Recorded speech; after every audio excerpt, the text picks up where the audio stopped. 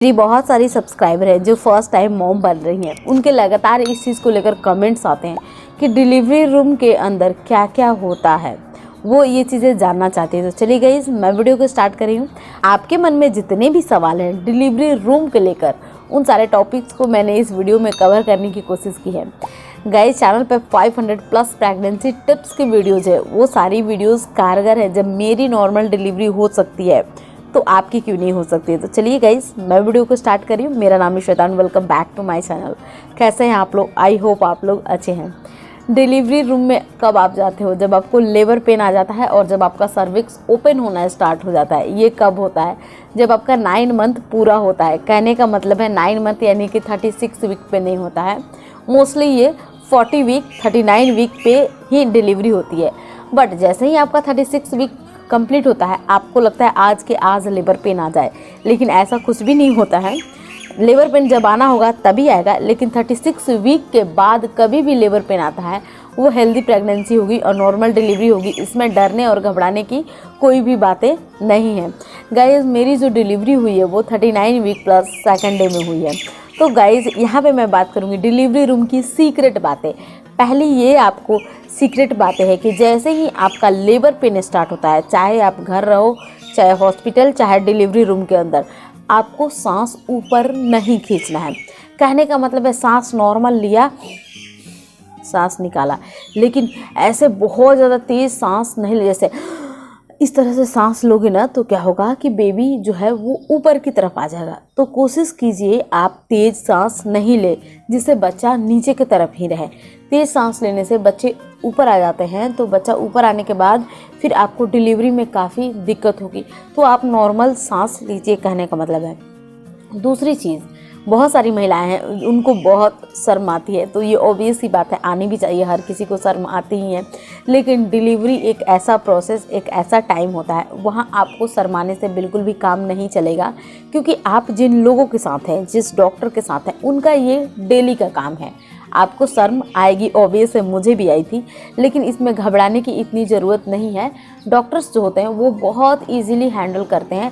आपको ये सारी चीज़ें समझ में नहीं आएगी कि क्या कैसे हो गया, और इसमें ज़्यादा शर्माने की ज़रूरत नहीं है। आपका जो निचला एरिया है उस एरिया में डॉक्टर अपने फिंगर को डालकर चेक करती हैं कि अभी आपके सर्विक्स का मुंह कितना ओपन हुआ है। क्योंकि अप्रॉक्स पूरा 10 सेंटीमीटर ओपन होता है, तभी बच्चे का जो सर होता है वो बाहर के तरफ आता है।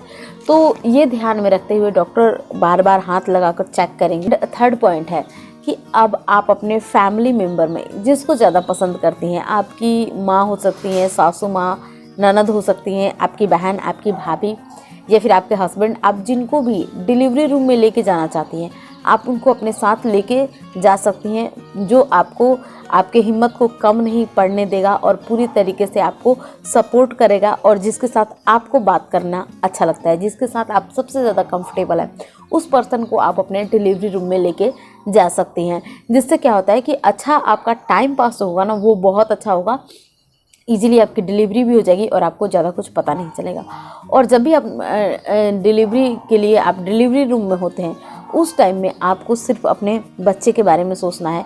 ये नहीं सोचना है कि कितना दर्द होगा, कितना ये होगा, वो होगा। 1 मिनट के लिए आप ये क्यों नहीं कंसीडर करते हैं कि वो बच्चा पूरे 9 मंथ तक उतने छोटे से जगह में अब तक रह रहा था। और जब डिलीवरी होती है तो एक माँ को तो दर्द होता ही है, लेकिन ये आप सोच सकते हैं कि बच्चे को उस टाइम कैसा फील होता है।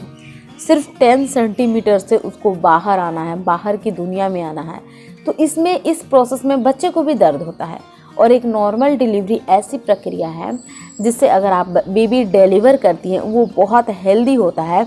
मैंने ऐसा किसी के मुंह से सुना था कि हार्ट, लीवर वगैरह होता है, इन सब में थोड़ी सी पानी की मात्रा फंसी होती है, लेकिन जैसे ही बच्चा नॉर्मल डिलीवरी के थ्रू बाहर आता है तो ये सारी चीज़ों में पानी की जो चांसेस होती है वो सब कुछ बाहर आ जाती है, वो सारी निकल जाती हैं। तो ये बहुत हेल्दी होता है जो बच्चा नॉर्मल डिलीवरी से होता है। अब लास्ट है 5th पॉइंट कि अब आपको अपने कॉन्फिडेंस को बिल्कुल भी लूज़ नहीं करना है। इतना तो जानना ही है कि जो लेबर पेन है वो आता ही है और दर्द होता ही है, बहुत दर्द होता है, किसी किसी महिला को कम दर्द होता है। मेरी नॉर्मल डिलीवरी में मुझे कम दर्द फील हुआ था। क्यों?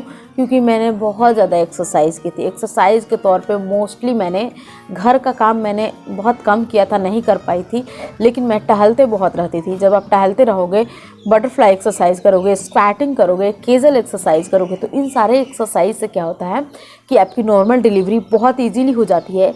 जैसा कि आपने बहुत बार सुना होगा कि गांव की जो लेडीज़ होती हैं उनको कम दर्द में डिलीवरी हो जाता है। कैसे? क्योंकि वो बहुत काम करती हैं।